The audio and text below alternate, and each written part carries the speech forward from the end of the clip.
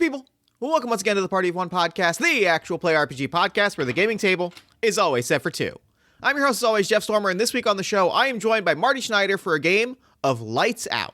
Lights Out is a game about TV shows. It is specifically a game about the final episode of a long-running TV show and the people both in front of the camera and behind it that made that TV show happen and how they feel when a chapter of their lives has come to an end. You are part of a long-running television show. You have said and done much together over the years in front of the camera and behind it. Today is your last day on set. There is no going back. What does the future hold for you? Who will you become? And how will you say goodbye? This game was magical. It really got to the heart of telling stories and what it means to tell stories and what it means to let those stories end. I got pretty emotional playing this. It hit me in the heart. I've been thinking about it ever since. I think it's really fantastic. I can't wait for you to hear the game that we played. You can find more information about the game at toomanyfeelingstuff5.itch.io or check the show notes for more information. And honestly, there is no one that I would have rather played this game with than Marty. Marty is one half of Breaking Mayberry, an anti-nostalgia podcast that got its start rewatching America's Sweetheart, The Andy Griffith Show, and breaking down just what the hell was happening in Mayberry on every single week of that show. I love Breaking Mayberry as a TV podcast, as a pop culture podcast, as a discussion about what storytelling can be. I think it's wonderful. I also think it's funny as fuck, and I think that's worth calling out. Sitting down with Marty for a game was such a joy. I'm so excited. You'll get to hear me sit down with Dan, the other host of Breaking Mayberry, next week for a very silly game that goes in a very different direction. This was magnificent. I had such fun with this. You can find more information about Breaking Mayberry in the show notes. And with all that said, let's go ahead and throw it over to me in the past so that he can get started with the show. Take it past me. Thanks, future me. I am jazzed for today's recording. Jazzed is the word that I'm going to use. I'm sitting down with Marty Schneider. Marty, thanks so much for coming on Party of One. Thanks for having me. So future Jeff is gone, right? Future Jeff Future Jeff will be here at some point. He's not here yet. He's not here at the moment. At the moment. Just between you and me. That guy sucks, right? I'm so glad that we're talking about this. I've needed, here's the thing. There's been some, in the interest of maintaining our professional relationship, I am going to say that I appreciate everything that Future Jeff does. Right. I don't want to put you on the spot, right? But there's very much a George and Paul thing going on between the two of us, and I will let you decide who among us is the George and who among us is George and Paul. You know what? George and Paul. I have to stick with it. Yeah. It's a George and Paul thing specifically. You said that, and I know what you meant, but then I George and Paul actually makes a lot more sense, actually, because George wants nothing to do with any of it. That's true. George just wanted to walk out of every single room that he was in. Yeah, I thought about it for a second. I thought about correcting you, but I was like, that's actually better. It's actually better than, there you go. Than the bit I even wanted to do. Yeah. Podcast listening audience, you're welcome. That's the feud that we're playing off of now. Yeah, for sure. I'm so excited for today's recording. So excited about the game we're going to play. But before we get into that, why don't you take a moment to let our lovely listeners at home know about anything you've got going on you want them to know about? Hey, listeners, I am also jazzed to be here. I like that phrase. I'm going to use it now. Popped into my head, and I was really excited to break it out. I am jazzed. My name is Marty Schneider. I am the co-host and the producer of a podcast called Breaking Mayberry. It is a anti-nostalgia podcast. It is mostly about the medium of television. We watch television throughout the ages, mostly with baby boomer TVs, and kind of dissect what people took from them and what influence the medium of TV had to begin with. It started off about being just about the Andy Griffith Show, hence the title. But since then, we've branched off to a whole bunch of other things. And now we have kind of a variety show format where we discover weird bits of TV history. By the time this rolls out, I believe we'll be in the middle of a chock block of Glee episodes, revisiting all right, let's go. Yeah, the musical dramedy Glee. Which is a huge departure for us, because normally we don't do shows that we remember ourselves. We tend to like to make fun of we like to make fun of shows where nobody on the cast was alive to defend themselves now. Although with Glee, there's a pretty high hit rate as well. So, deeply cursed show. Anyway, if you want to listen, you said it, so I didn't have to. Yeah. Deeply cursed. The dream of the mid-aughts is alive with Glee, and I'm so excited to hear this. Yeah, so please join us, Breaking Mayberry, wherever you get your podcast. Myself and my co-host Dan, who has also been on this show, and I believe will be released around the same time as this. So. Absolutely. Given the topic of the show, I feel like I'm really excited about the topic of today's game because I feel like it's very much in the same line. We are playing Lights Out, which is a game about you are part of a long-running television show. You have done and said much together over the years in front of the camera and behind the scenes. Today is your last day on set. There is no going back. What does the future hold for you? Who will you become? And how will you say goodbye? I have had this game sitting in my games to play folder for a long time. And it was one of those games where the topic of it, like, as somebody that has thought too much about TV and cares far, far too much about TV show series finales. This was a game that I was like, I need to wait for the right person to play this game with. And then when we started talking, I was like, I think this might be the time. I love this. I love the idea that we can like simulate our own Norm walking out of Cheers. You know, exactly the Mary vibe. Tyler Moore clicking off the light switch, or was that Newhart? I'm not sure. That was Mary Tyler Moore. Mary Tyler Moore the light switch. Yeah, clicks the light switch. But also the I was just thinking about this because there's the revival is coming back on in about a month's time, but King of the Hill having not one but two pitch perfect finale moments where they ended the show and then got two more seasons. Both like they ended the show with such a perfect beat of like the arc of Luann finally like becoming a part of the Alley Gang, and then the final word of the series being yep. And then they brought it back around and ended with him learning to grill and them finding a place to bond. Like I care so much of like I am extremely normal about TV show finales. And so let me throw this to you, like as we are sitting down to play, both what is it about the game that's got you excited, but also what are some of your, like, you mentioned a couple, like, big picture. Are there any TV show finales that, like, stick in your head as the ones to aspire to? So, it's, while we were talking in my house about King of the Hill, and talking about that perfect perfect finale, with Bobby on the grill, right? Mm-hmm. And everybody grills. I mentioned to my wife, I don't know if this is, like, a perfect, like, one to aspire to, but did you ever see the show Home Movies? The Home Movies finale is I think perfect. So the Home Movies finale is perfect, and the Home Movies finale features Coach McGurk, H. John Benjamin saying that more shows should end with just like people hanging out, just being happy and just grilling. More people should just grill at the end of shows, and they do that in Home Movies. After Brendan's camera breaks and he kind of realizes he doesn't need it anymore because he's happy with, you know, his living his life and being in it, not hiding behind the camera.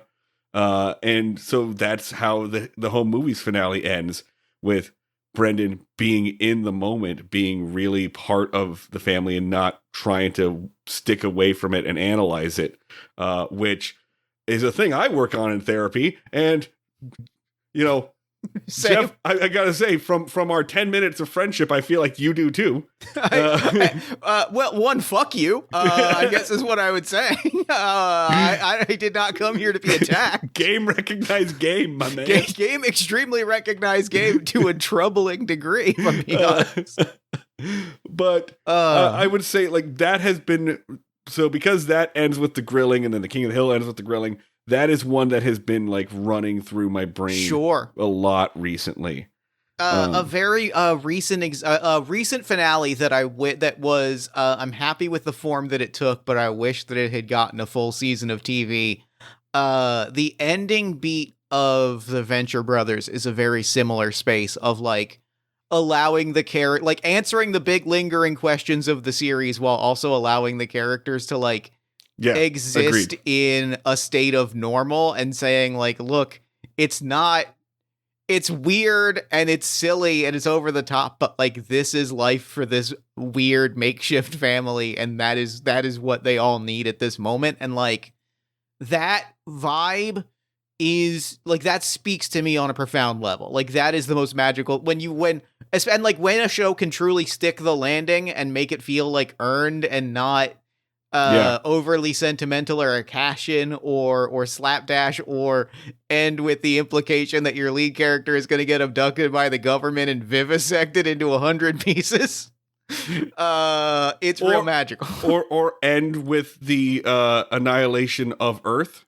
For sure. You know, the annihilation of your entire species due to climate change. I'm thinking here of dinosaurs specifically, but I feel like a lot of other shows ran that. Also, I'll just say, at this point, I'm happy anytime a show gets a finale Anytime it doesn't just end awkwardly means a lot to me. Yeah, anytime they get something that they wrote. I feel the same way. It's why I love like a few different shows. Righteous Gemstones is the last example of it, where like when they come out and say like, we were writing this and we realized we're done. We could try to get another season. We don't want it. This is the end of the story. Like, when that announcement comes out, I'm like, fuck yes. Please end on your own terms. Silicon Valley did similarly, but I think that was just, we realized, like, I think everybody involved with the show realized we cannot watch these assholes fail upwards anymore. There is a limit to how much people are willing to put up with our shit. And TJ Miller, for all of his faults, realized that early and got the fuck out. There's a power to saying, "Hey, I'm done." Yeah. If shit sucks, leave. If it sucks, you can leave. That's a rule that I live my life by. Thank you, the Share Zone. Thank you to Share Zone. You got it. It's important. Meme that genuinely changed my life. It so did. It really, again, game recognized game. It so did. All right. Let's get into this. Yeah, we gotta get into the show. Otherwise, you and I are just gonna bro out and just talk about TV finale. Shoot the shit. I'm gonna pull up way too long, like Rolling Stone list of best TV finales right now, and you and I are gonna argue about it. Just bounce around. That's gonna be the entire podcast. I mean, and listen, I'm not ruling it out for later. I'm keeping this on the table. Patreon bonus material. Patreon bonus material. You said it, so I didn't have to. Okay, so we're going to start by making up our TV show. The way that this is going to work is, first off, we've got some dice rolls to make, and then I've got a deck of cards here that are going to answer us some questions as we kind of work towards the final moments of our final episode. We've got 2 dice rolls to make, so I'm going to ask you to roll a d6 and tell us either why the show is ending or what the genre of the show is. Which do you want to roll to determine? I'm going to do why the show is ending. All right, great. So our show is a fantasy sci-fi epic. Okay. Great. Right. Good. And the show is ending because we just got put in a terrible time slot. Friday night at 9. Friday night at 9. Bad time, especially for something that is like serialized. Pour one out to God knows how many Fox sci-fi television shows ended up at the Friday 9 p.m. slot. The Doom slot. Millennium, The Lone Gunman. Not a Fox, not a sci-fi show, but unfortunately Friday Night Lights had to be in that slot. And it's a show about high school football cannot air when high school football games are. It's just not a good move. Okay, so we've got a fantasy sci-fi epic. Now we're going to give the show 4 traits. Traits are single word descriptors that are just the vibe of the show. There are some examples: busy, tired, colorful, frenetic, tender.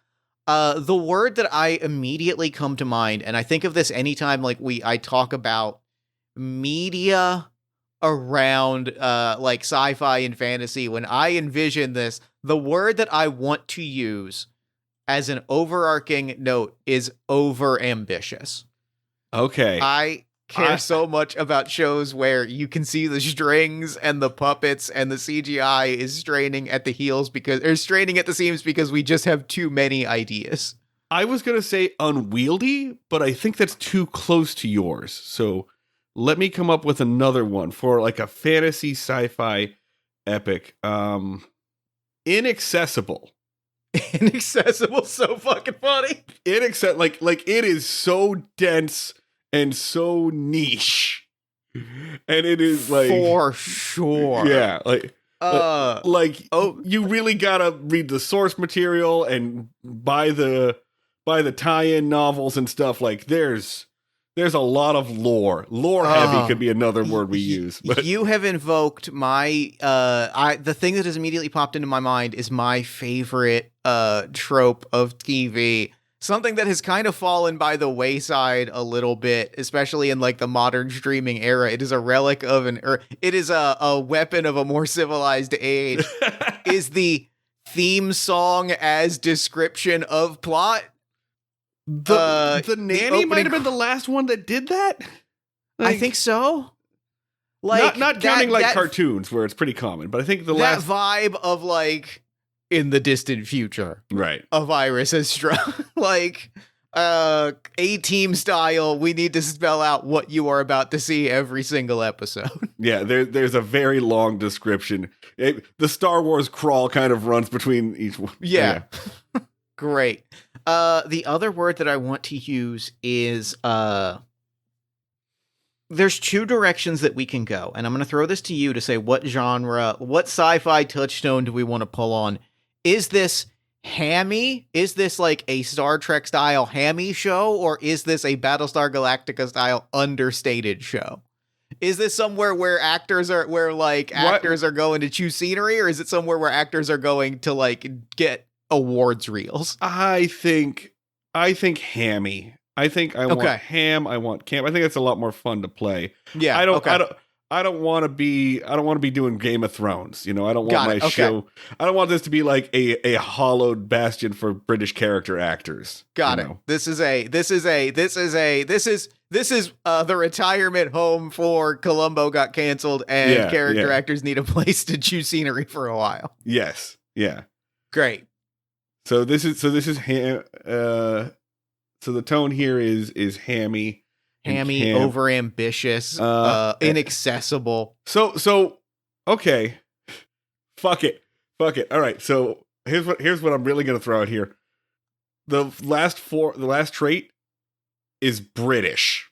British is great. Because you know what we're just discussing Doctor Who. We've just invented Doctor Who. It is the nature of humanity to sometimes accidentally invent Doctor Who again. That's the nature of things. We just described Doctor Who, and I'm here for it. A show I don't really like, so let's do it. There have been times in my life where Doctor Who is everything that I love in this world, and then there are times where I look at it almost as if I am an alien looking in on like a different world, and I'm like, I don't understand what I'm looking like. And sometimes it's both at the same time. So like. And see, I've seen so many Doctor Who fans go through that like split personality, that like cognitive dissonance relationship. And I've said, you know what, I'm gonna spare myself the heartache. I'm gonna spare myself the trouble.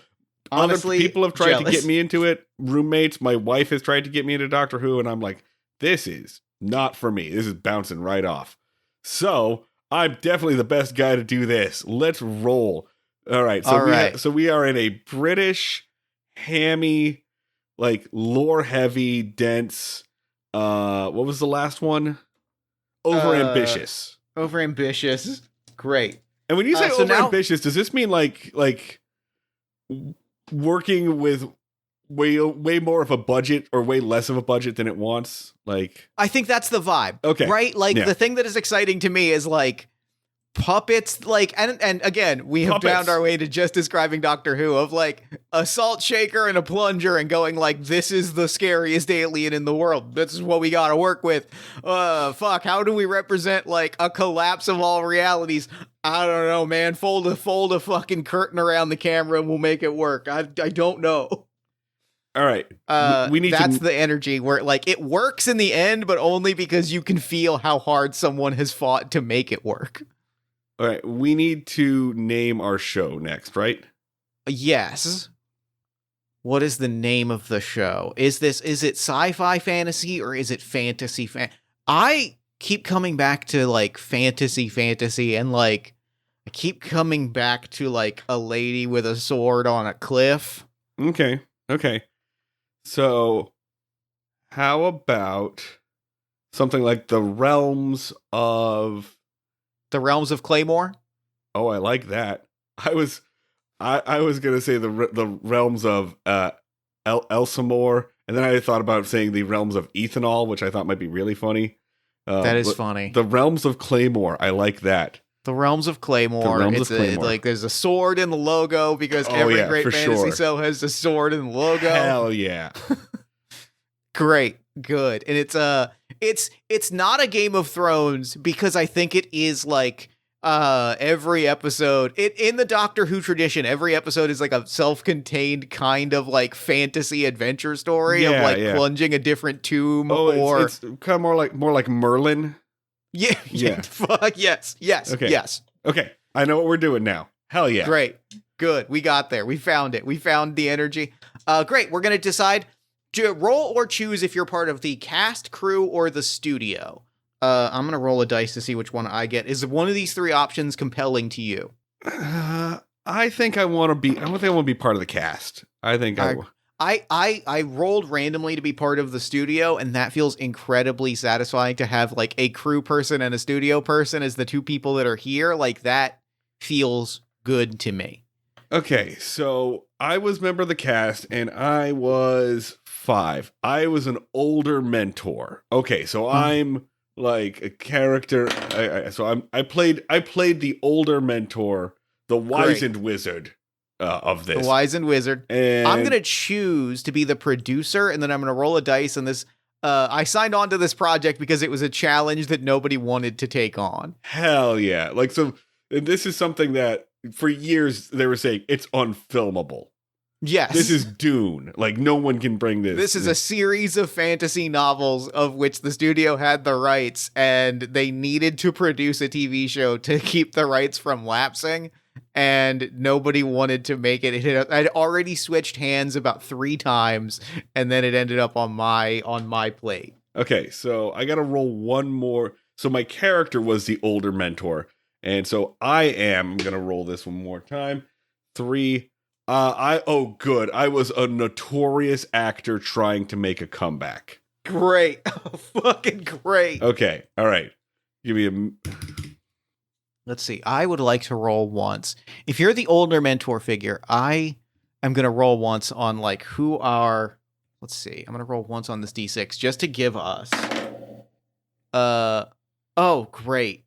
You were a notorious actor trying to make a comeback to play the older mentor figure to an unknown who had been trying to break into the industry for years.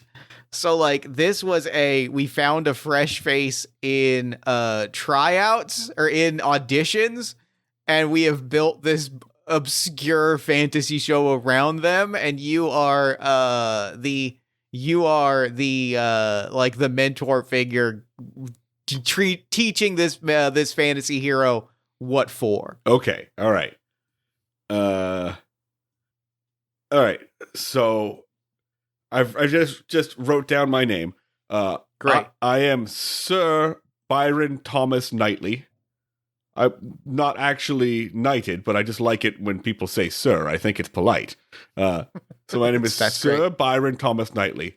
My fans used to call me BTK, but then we found out that was a different guy.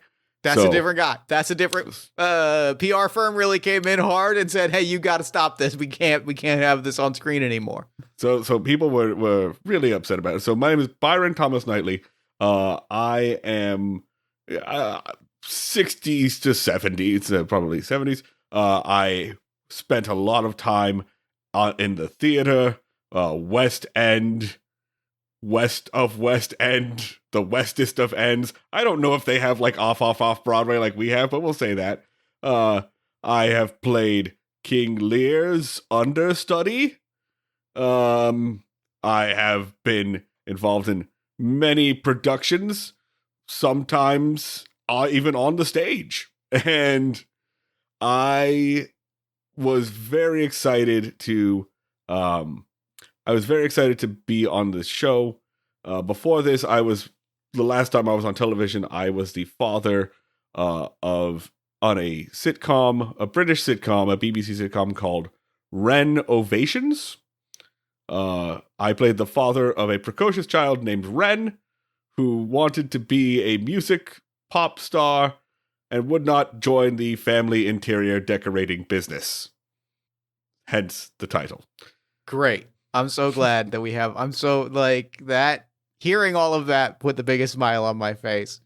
I have got my character as well. My name is Lena Dank. Lena, aka Last Chance Lena is brought in. She is the producer that is brought in. This is not my first unsalvageable show. Okay. I think is the vibe. All right. This is not my first. Like, I have maybe not spun up, maybe not like smash hit successes, but like I have been brought in on several other fairly doomed projects to like spin gold out of trash.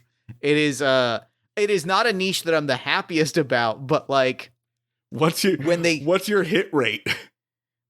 Probably like 33%, which is honestly not bad for Hollywood. Like not bad for TV, especially in the time slots that I've been given. The show is called my hit show is called Guillotine, and it was a martial arts show about like an MMA fighter who wandered. I loved Guillotine. Guillotine is inspired by like the spuriously true biography of an MMA fighter who talked about his various like bar fight exploits, and they spun it into Guillotine. And Guillotine shouldn't have worked. Guillotine should not have been a hit, but lo and behold, we made Guillotine work. How long has our show been on the air? I feel like that's a really good question. Are we thinking? I think it's either that this is season 2 or season 25. I'm thinking if one of our traits is British, this shit has been on the air forever. This is the 6th iteration of what was the first half of it? It was Claymore? The Realms of Claymore. Realms of Claymore. Yeah. This is the 6th iteration of the Realms of Claymore. It has been adapted in various degrees at least 5 other times. One of them was a colossal smash hit that made a star out of someone. 2 of them are non-existent for various legal reasons. One of them got taped over.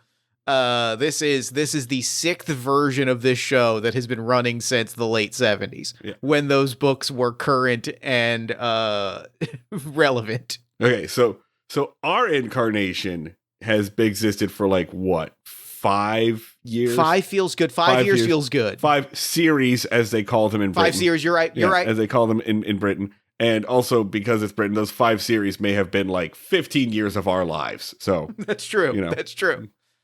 Fuck yeah. Okay, great. So we've got our characters. We've got our show. I could just go around riffing on this forever, but there is a structure to learning about the last day of our finale. We are on set.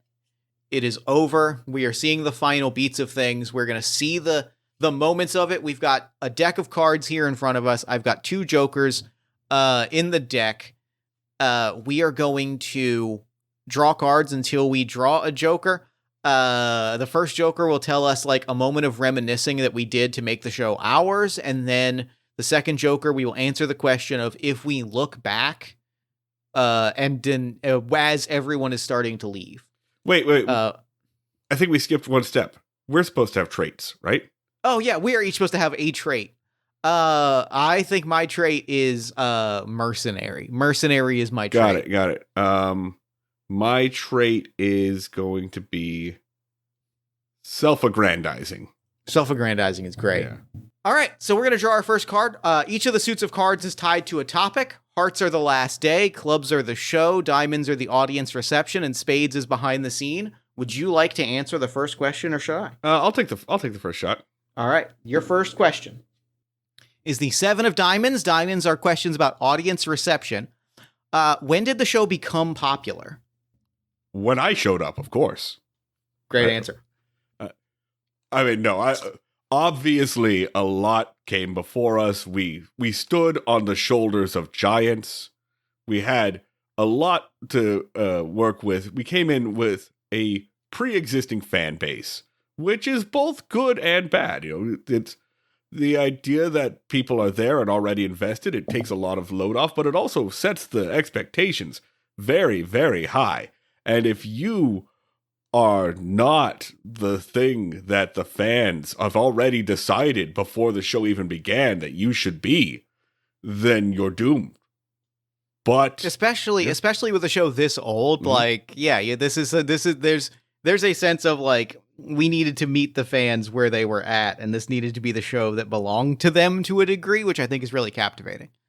Fortunately, I've developed a methodology that has served me well on set and in the bedroom, if you know what I mean, where I become whatever the audience needs me to be. Whatever they need, I'm them.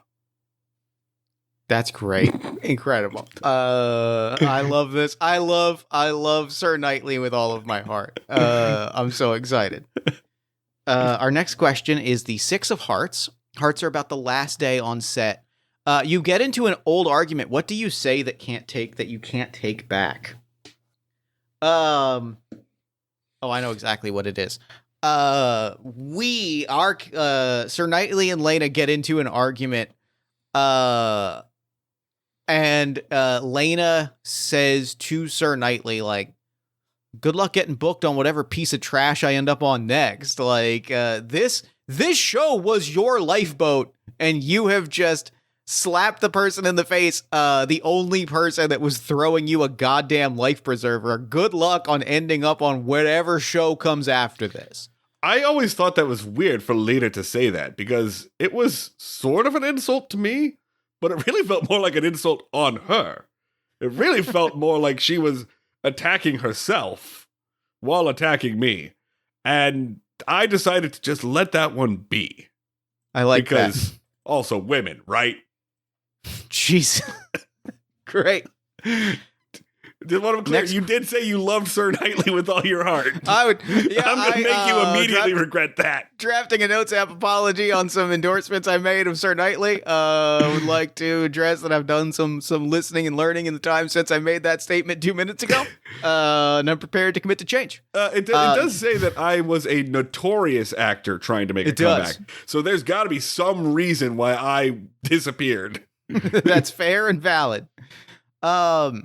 Okay, this is a funny question for you to get.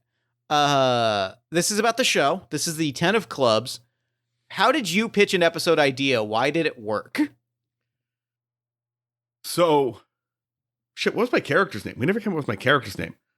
We didn't come up with you. I was like, it's Sir Knightley, but you're right. What is your character's name? What's a good wizard name? Philonius comes to mind immediately. Philonius is great. We'll do that. We'll do Philonius. So, I, of course, have read all of the Realms of Claymore series and all of the tie-ins and the various accoutrements that come with it. And there's one chapter of a little-known, really just little purchased arc that I really connected with, and it was Philonius and Sons and Sons and Sons. And in this episode, Philonius actually travels through space and time with an accidental spell in order to become his own grandfather. You see, many, many years ago when he was 23, he was married to a widow who was pretty as could be, and on and on and on, and there's a whole thing about it. And I loved this because it made Philonius so interesting, and I suggested, what if I play all of the parts? I play young Philonius, I play Philonius Jr., I play Philonius the grandfather, I even play the married widow, the former widow that he marries. Nobody really liked this idea. No one was a fan of this. No one wanted to read the Philonius and Sons chapter. But I stuck with it, and also, I have a very powerful contract that allows me to pitch one episode per series. And that's how it worked. And I will let you all know that it has an IMDb rating of 7.9. It shouldn't have worked. It shouldn't have worked. It was a stupid idea. We all knew it was a bad idea, which makes the fact that it worked so much worse. I mean, look, it comes with the job that when something is a hit, you take credit for it, you smile, and you say, boy, that was a real unexpected hit. But sometimes you have to stare at something and go, this should have been a dumpster fire. The fact that he pulled it off and that he brought all of these characters to life, and the fact that, I mean, listen, we did not have the best relationship. He was not the best to work with. I think that's an understatement. The fact that he found the old Byron magic in that moment and suddenly reminded us all like what he was capable of and brought each of those characters to life in a different, engaging way will be the bane of my existence for the rest of my days. I cannot emphasize enough how much that episode's response confounds me, but again, you recognize a hit, and so I am going to smile and say, boy, that was an unexpected win. For me, I think it comes down to this. You've always seen those American Magic Eye puzzles where there's squiggly dots and lines, and if certain people stare at it hard enough, they can see a sailboat. Some people can see the sailboat in the lines, and some people cannot. Lena, God bless her, has never been able to see the sailboat. So that's such a fascinating turn for this next card, because I feel like there's a real pivot that I'm excited to really dig deep into, because I've drawn the Ace of Hearts. Okay. And what that says about Lena is that this show was everything to me, and who did I let down while I devoted myself to it? Wait, Ace of Hearts? Yes. Oh, I'm looking at the clubs. You're right. The Hearts is the last day. You made a promise to someone once. What will happen to it now? Do you want to do Ace of Clubs? Because that sounds more like you were really committed to it. I'm torn, honestly, because I do feel like that question's got some guts. I'm gonna go with the clubs. We're just gonna, you know what? Sometimes you misread the game and you just gotta commit to the new thing. Yeah, because we'll think we'll go with it. If you get the Ace of Clubs, we'll do the Hearts. Yeah, that sounds great. I think that because I think the answer to this question is so fascinating that like this show was that we've portrayed Lena to this point as like I think that this show is trash, and I'm kind of like, and so I think that there is a sense of this show was like I gave more of myself to this show than this show gave back to me, and I think that like. This was maybe I turned at around the end of series 3, in the break in between season 3 before season 4 started. I got approached to make, there was an American sitcom that was getting retooled. It was Gary's Garage.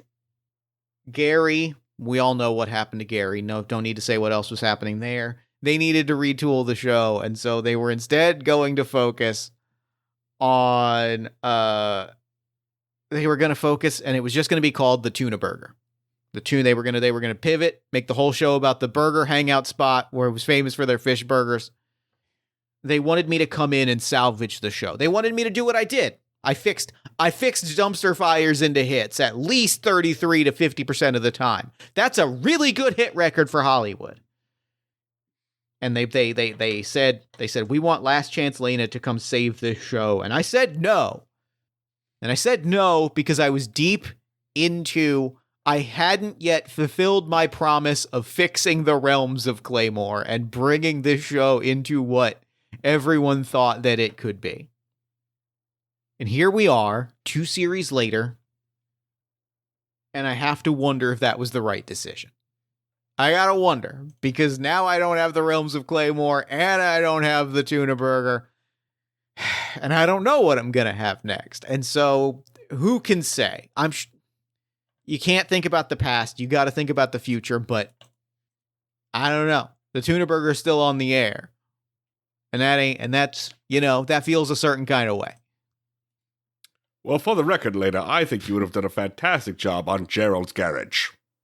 Thank you. I appreciate that, Byron. That means a lot. I think that, I think what they did with the show was fine, unambitious. I think they think it felt lazy. I think that if they had come in with a creative vision behind it, maybe, to be honest, maybe it would have been more. It wouldn't have been filler. It never made much sense to me that the show was about mechanics and then it became about like fry cooks. The conversion there were a lot of characters really... that were closer to the plot that you could have gone with if they had just. I'm sorry. It's okay. So a detail has emerged for me that I need to convey to you and to the audience. I think all of this might be happening over the course of a press junket. I imagined that we were like filming, like this was back like behind the scenes stuff. Filming the Entertainment Tonight segment around the fucking I assumed that's what we were doing. Like great. Like not quite the reunion thing, but like the Entertainment Tonight or whatever the British equivalent thereof is gonna do a special on the finale of the Realms of Claymore, and so it's the 2-second talking heads, and we're just giving these poor PAs way more interview stuff than they asked for. Okay, are you ready for your next question? I am ready for my next question. This is the 9 of Diamonds. What's a piece of merchandise the show puts out in response to audience attention? The Realms of Claymore was a very popular show at some point, and my favorite prop that I got to use was from a musical episode where my wand becomes enchanted and turns itself into a conductor's baton. And I rebrand myself as Felonious Monk.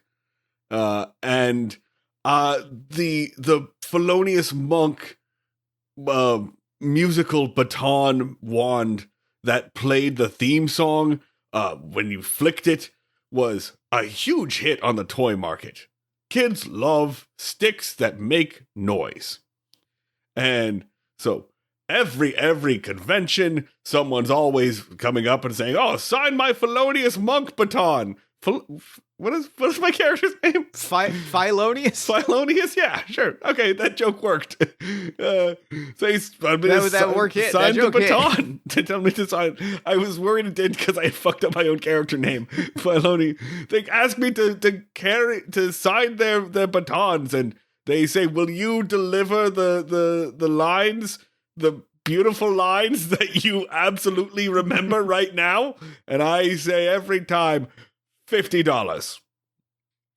But you got to have standards, right? Like, we got to get something out of this show. Am I right? I'm not fucking Mandy Patinkin here. Okay, you're not gonna get me to say you killed my father. Like, stop it. You gotta look. Look. You're not gonna get any judgment from me. Look, after what the studio has done to us, you got to get your paycheck somewhere. That's all I'm gonna say. Anyway, you were asking a question, something about what's gonna happen to Lord Cragmar in the finale. I'm not supposed to say that he dies, so we can move on to the next question. I'm happy that guy died. He was an asshole. My next question. This is the 9 of Clubs. There's an arc you loved working on. How did it connect with your personal life? There is an arc, pulling from another truly awful TV show that, unfortunately lives rent-free in my brain at all times. There was an arc where we brought in a pirate queen character, who was the menace of the high seas, and she ended up becoming a really valued member of the cast, and, I think, there is a, Lena really attached, I got really attached to that character. I think that Pirate Queen Agnes was a joy to write, and we thought that she was just going to be a one-off guest character, but she had such wonderful chemistry with the Dragon Queen that we ended up kind of keeping her around for a while, and we kind of let that romance take shape. That was really nice. I'm going to get ahead of the rumors that it has nothing to do with my relationship with Carmen, who played the Pirate Queen Agnes. Those are two unrelated topics. But it was really nice to like bring a character on and have them get a fan reaction and then just like see where the story goes, see where the adventure takes us. You know what I mean? Anyway, next question. I would not like to talk about anything. You seem to have follow-ups and I would not like to answer them. I will. I'll just straight up say we were all very attached to Carmen. When we say the show got attached to Carmen, we mean the show got attached to Carmen. Don't we, Lena? Look, I mean, she was great, and that's all I'm gonna say. Oh, buddy. Oh, buddy. All right, what's my card? Oh, what buddy. do I got? There was an episode that never made it on air. Why did you fight so hard for it? There's an episode that maybe they weren't ready for at the time, but there's a episode that you can find on the internet sometimes. It involves my young prodigy, Ezekiel. We all know is the main character.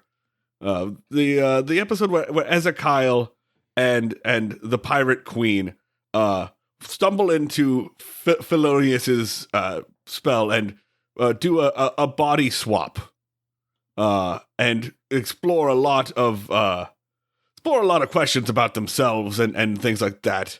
I felt that could have worked really well. Most of the time when you see a body swap episode, there's a lot of like, oh, what am I going to do? And oh, I have these on my chest now, right?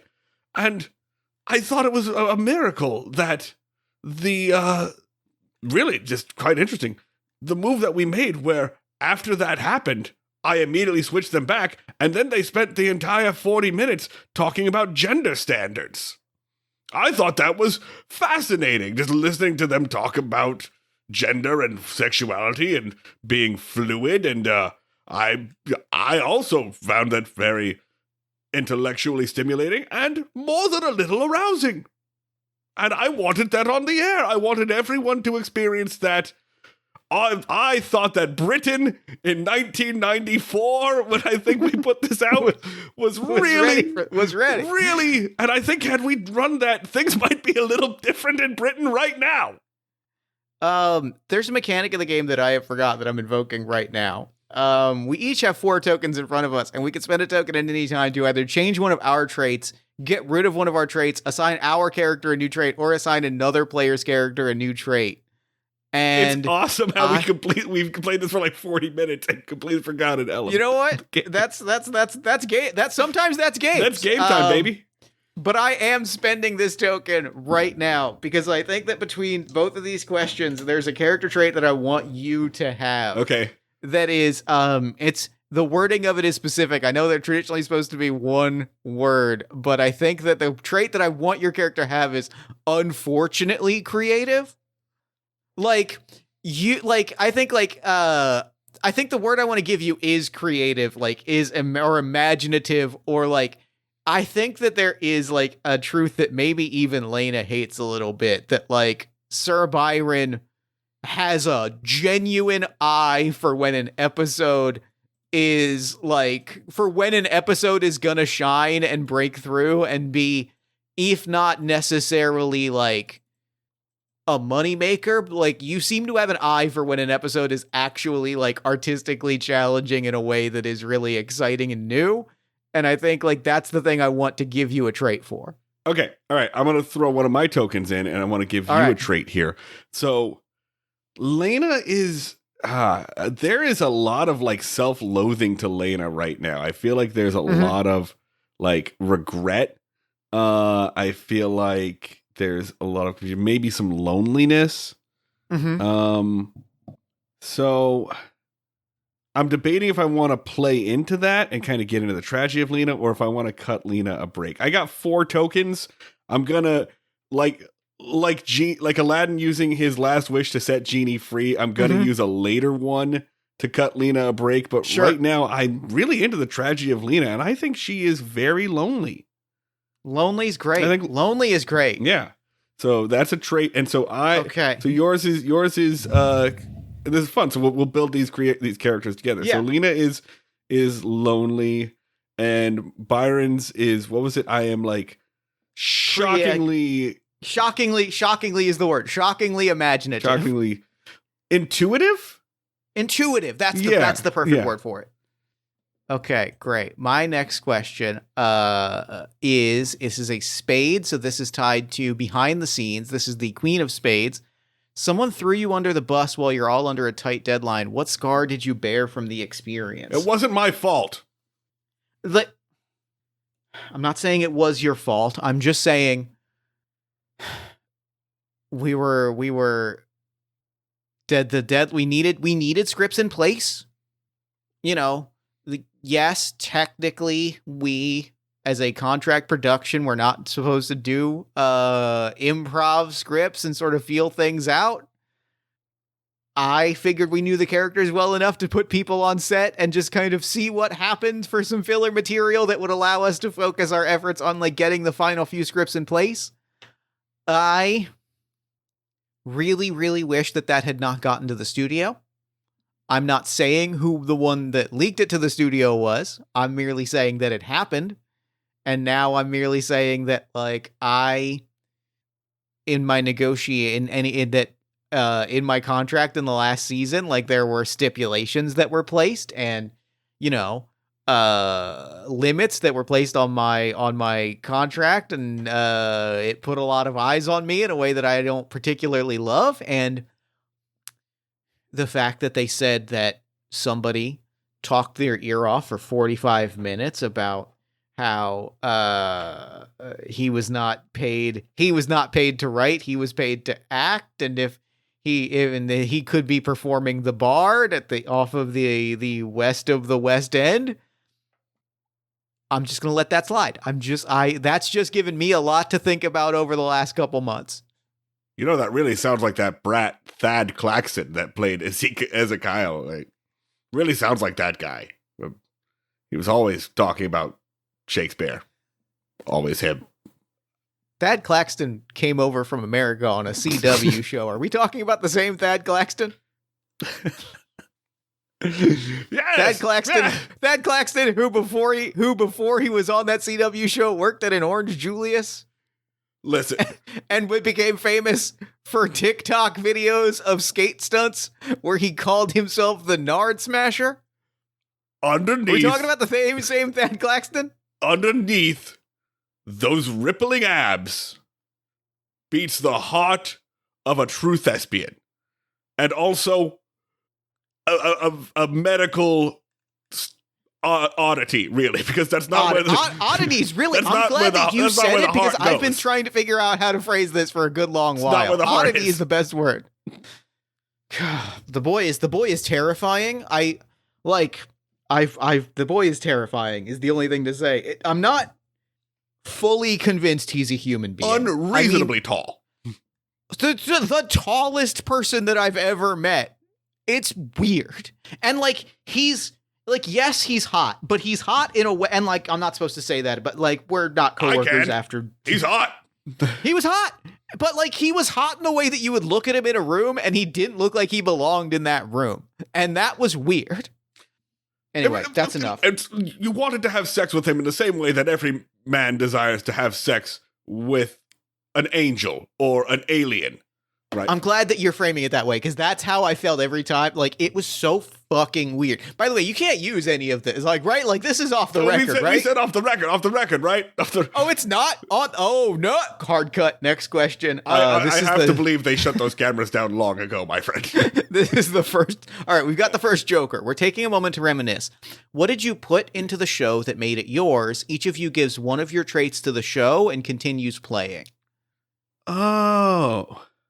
Okay, I like this. Okay. So I only have 2 traits.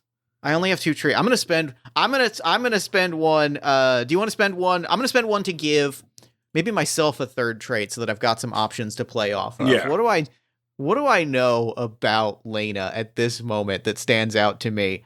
I think Lena is.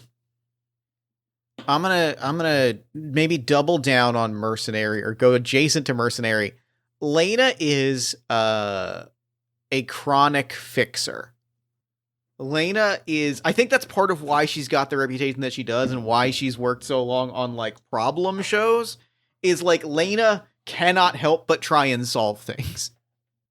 Okay. I'm gonna do the same. I'm gonna pull another same for you, and I'm gonna give Byron the trait that he is a notorious, chronic, unhealthy people pleaser.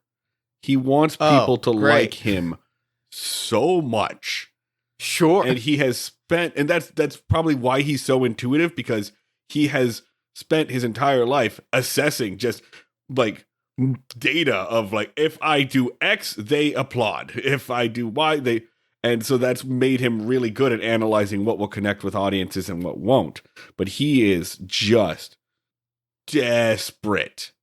In fact, I'm going to go ahead and desperate is the phrase. He is desperate. Desperate's great. Yeah. Desperate's great. Yeah. And as for which of these 3 crates that I want to hand to the show, I'm gonna take the one that you gave me and give it to the show, because I think it colors this in a fascinating way.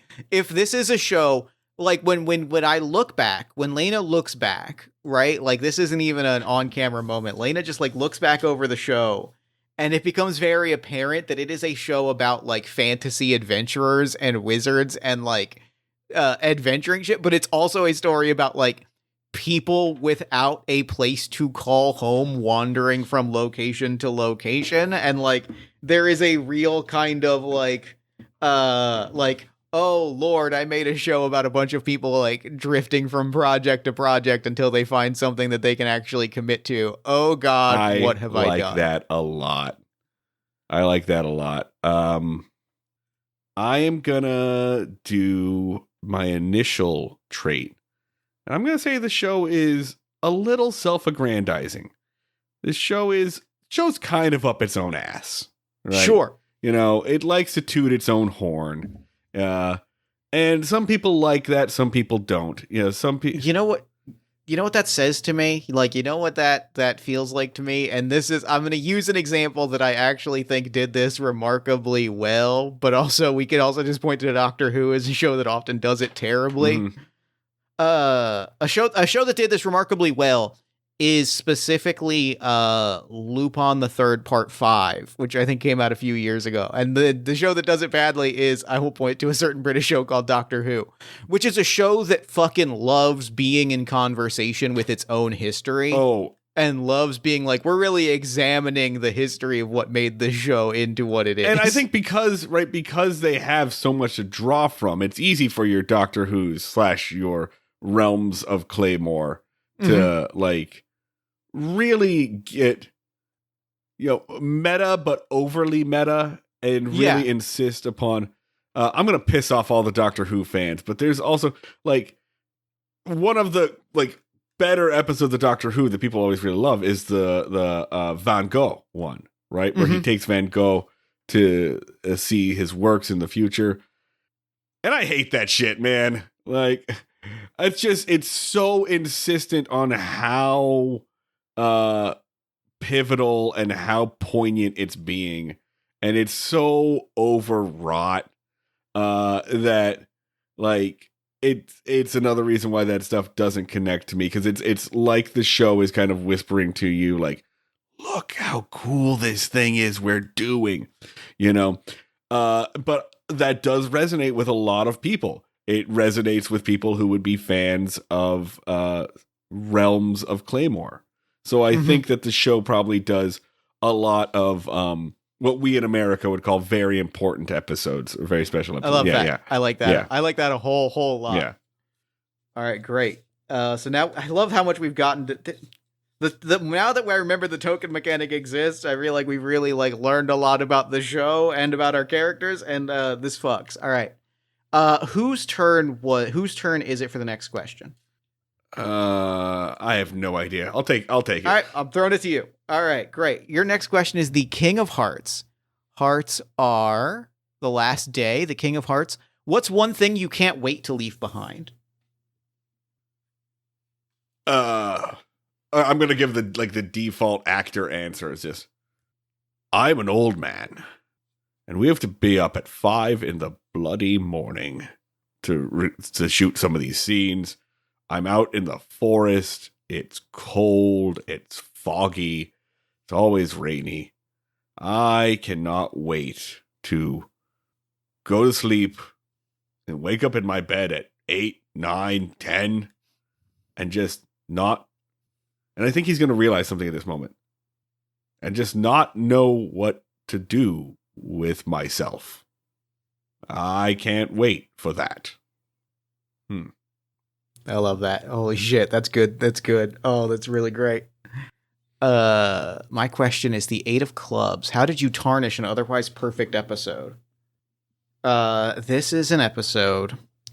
There was an episode that okay, I got it. This is also just Jeff talks about a tabletop, talks about a LARP that he really loves and that like fucking hits for him. But like I think like the plot of this LARP is also the plot of an episode of Realms of Claymore.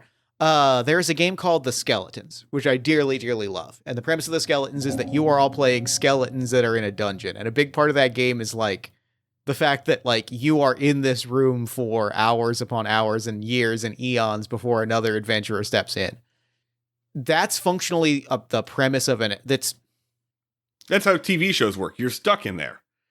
It's a very, we had an episode scripted that was monsters in a dungeon.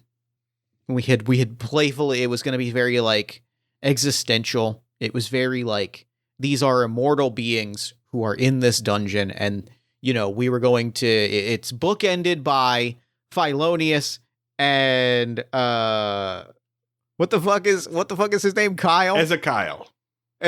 Philonius and Ezekiel are going to break into this dungeon and steal and fight their way through it. And we've bookended that so that that's the end of the episode and that's the opening episode. But the 90 minutes in the middle is a bunch of immortal living statues talking to each other in a moment when they don't know if anyone else will be coming for 100 years. And I insisted. I said, well, this is great, but it needs jokes. I did a punch up. And I listened to that episode now. And the scenes where it's been punched up and where there are funny little jokes thrown in, God, they stick out to me like a sore thumb. Because every single one of them, I'm like, just let the moment breathe. You have I'm filling the silence with these yuck 'em up jokes. And every single one of them would have been better if I had just let the writers do their thing and not, I don't know, paraded like a fucking studio head. If I had not been the studio, then that episode would be a much different thing. And I think it's lesser for the fact that I put my hands on the keys and I tried to be a writer. I'm not going to let Lena take the heat for that. Look, I've seen this episode 100 times, and I've seen them like take it on the YouTubes, and I've seen them like make the fan edits where they cut the jokes out and they'd let it sit there and I'll tell you one thing. It's boring as shit, Lena. I've seen them try to correct what you did, and I feel like you did the right thing. I feel like most of those jokes are needed to make this episode not feel just so bloody self-important. Why do we need to get existential? We're pulling a magical heist. There should be jokes. I don't think one of the statues needed to fart. It doesn't make any sense. Maybe it could have been. There's probably a middle ground where it didn't need to be fart jokes, but there needed to be jokes, but it could have been a middle ground where they didn't need to be those jokes. Let's put it that way. Statues don't have digestive systems, Lena. That's been pointed out to me a few times at a few different panels. Oh, this inched. I'm gonna draw the next card because this inched a little too close to getting a little too real. Okay, we've got another club. This is the 4 of clubs. Talk to me about a moment in the show that you still quote. So you would think that I would use one of my own lines. I have them all rattling above my head, but the episode where Philonius is captured by the pirate Lord Roseburton. Try that again. The pirate Lord Tim Burton. I don't know where we came up with that name, but when he's captured with the pirate Lord Tim Burton, and Carmen playing the pirate queen. Then there's a whole backstory between them, their exes, or something. They've been lovers across time in many other dimensions, and enemies forever. So the episode's not really about me. The episode's about them. And when Carmen, as our pirate queen, whose name I remember, Agnes, our pirate queen Agnes, she comes in and she bursts through the door and says, "Timberton, you were never man enough then, you're not man enough now. Drop your sword." And it's beautiful. It's just such a clear ending, and on set I nearly clapped, but I'm tied up at that moment, and I love saying it. I say it to myself every day in the mirror. You weren't man enough then, and you're not man enough now. I say it every day to myself. I am gonna spend a token. This is my moment to cut. This is my moment to give Byron a break. This is my moment to give Byron a break, because I think there's something kind of magical about this guy that is like desperate to be liked, eager to like puff himself up. I'm gonna give you appreciative, because I think there is something really wonderful about like that sense of like for as much of a self-absorbed asshole as Sir Byron is, like there is this sense of game recognized game. When you see something magnificent, you're like, this is the coolest shit in the world. And the fact that you don't remember any of your own lines for people to quote, but you remember somebody else's line in an episode, that tells me that that's a very significant thing about that character. All right, so Byron's now taking the trait of appreciative. Appreciative. Okay. I'm going to give you another trait, but I'm going to wait one more question, just so I'm not always doing it right after you do it. Sure. My next card is the Queen of Hearts. Queen of Hearts is, there is gossip about you. How do you dispel it? Oh, I know what it is. The gossip here is that, like, I was, like, with the reputation that I have, Last Chance Lena, the gossip here is I was a rubber stamp. I was a studio puffed shirt that like was here to compromise the vision of the show. And I think that the way that I would counter that is oh god, I'm reframing what's happening here, and I think it's so much funnier and so much more insufferable for both of our characters. This is not for like an EW or an Entertainment Tonight segment. This is for Down and Out in the Realms, which is a Realms of Claymore fan podcast. Oh, okay. That I have booked and organized a special appearance with you and I on mic on this fan podcast where we have been fielding questions and just airing too much of ourselves. That's very meta. That's very meta. That's, I think, what has happened. That is how I have dispelled the rumors that I am not passionate about this show, was by throwing myself into the fire pits. Yeah. By putting yourself. That's why you started appearing at all of the conventions. You started doing Q&As.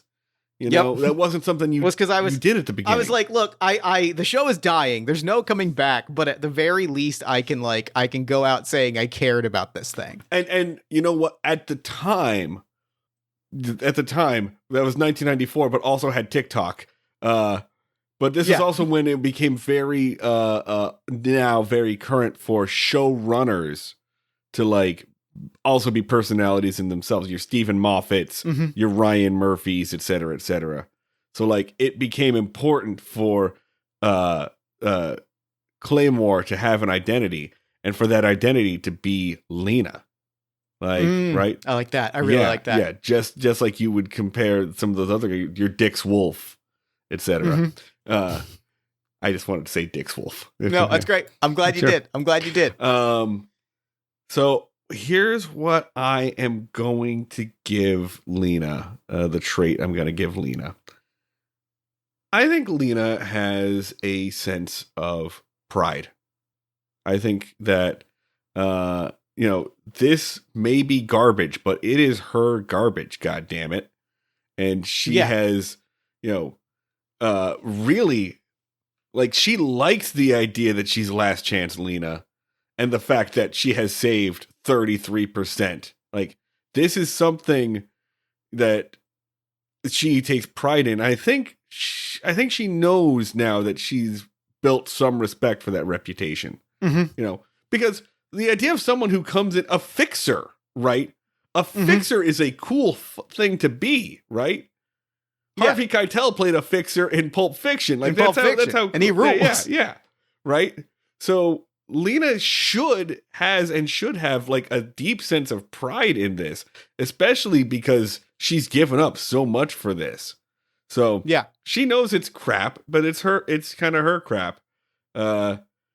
This whole episode, I've wanted to think about, like, Galaxy Quest. I think, oh, good, you're giving me an opportunity to Galaxy Quest, so we'll do Galaxy Quest here. She's Sigourney Weaver, like, I have one job on this stupid ship, but it's a dumb job, but I'm gonna do it. It's mine. But I'm gonna do it to the best of my goddamn ability. Yeah. I love that. So I love that so much. I like that a lot about Lena. So let's give her that, so that, All right.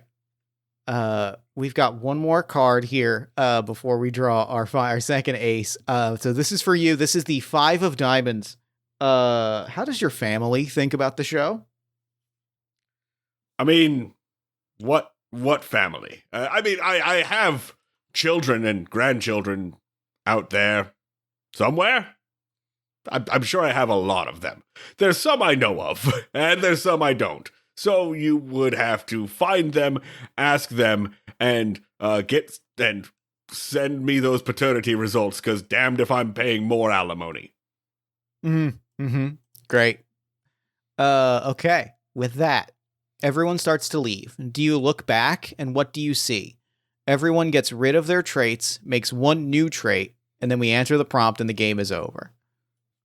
So I'm looking at all these traits, and I'm going to create something new out of the traits. Mercenary, chronic fixer, insightful, proud. And what are mine? I'm self-aggrandizing. Shockingly creative, desperate, and appreciative. And I'm also lonely. I'm actually going to do something that's not quite in the rules, but I know exactly what I'm going to do. Yeah, I think I know where I'm going with this too. I am taking one of the traits of the show with me. Oh, I like that. I am taking over him. I think that this, like, all of the things that we've put here, that Lena is like the chronic fixer that is proud of herself, is like lonely, but a mercenary and insightful. Like, Lena comes out of this over ambitious, and like Lena comes out of this, like, the next trashy Friday night at 9 p.m. show she takes, like, it might not be successful, but the ideas in it are just fucking big. Like, she is clearly like, I'm going to go fucking Super Saiyan and unleash my final form, and whatever show I take on, I'm gonna throw the biggest fucking swings that I could possibly swing into this fucking show. So earlier in this interview, Sir Byron kind of realized that he isn't ready to step into a part where he doesn't know what to do every day. He was first looking forward to retiring, but, like, this man doesn't have a family. This man doesn't have a lot to retire to. And the stage, the screen, it's pretty much all he's ever known. But I think he's starting to realize that he's a little tired he's tired of the set work. He's tired of doing all of this stuff, the actual work of it. He's tried writing. He's tried directing. It doesn't work. And everything always sounds like him. He always makes everything sound like him. But what he's thinking about is this ability that we've discussed where he can figure out what works for an audience and what will connect. And he's intuitive about this, and he's also a little desperate for this. Lena once yelled at Byron, "Good luck getting a role on the next piece of crap I produce." Byron would like that role. He would like the role on that next piece of crap that Lena produces, the next Friday Night Doom slot. And he would like that role to be co-producer. Co-producer? He would like to be step back and alongside and inspired by his friend Lena. He thinks it's time for him to try to run a show, be a showrunner, and develop things for audiences using what he's been given, using his actual abilities, and also the lessons that he has learned from Last Chance Lena. So if Lena will have him, I think the two of them together as a production studio can do the Friday night time slot justice. I love that beat so much. That is such a good closing beat of our story. Holy shit, that is game that bucks. Yeah! Hell yeah! That was great. Thank you so much for playing this with me. This was a joy. God, what was your favorite moment from play? Okay, hang on a sec. I've been wanting to say this for a bit. I love how the recurring theme that we've said to each other this whole time is game recognized game. Because we're in a podcast about games. Yep, you're right. And it's fucking, I've thought about that I've just wanted to get that out there. Favorite moment of play. Like I said, I liked it when we remembered the trait mechanic. That was great. When we really sat, as soon as I was having fun with it, and then I remember the trait mechanic, and then I was like, oh, this is going to another level. But you know what? I'm actually glad that we waited until we were playing a little bit while to introduce that mechanic. Yeah. Once we got to know the characters and we were able to really confidently say like, oh, this is who you are. Yeah. So that was great. I really, even though it was accidental, I feel like it was it was the right call to make to introduce that later. Yeah. I loved the arc of us going from like hating each other and bouncing off of each other to becoming collaborators and seeing realizing that we are, oh, I see all the things about you that make you incredible. There was an enemies to friend thing just through this, Yeah, it was great. That was good stuff. This was magnificent. This game was fantastic. Well, thank you so much for playing this with me. This was an absolute joy. And for now, tell me where people can find you and your work online. Yeah, Breaking Mayberry can be found wherever you cast your pods.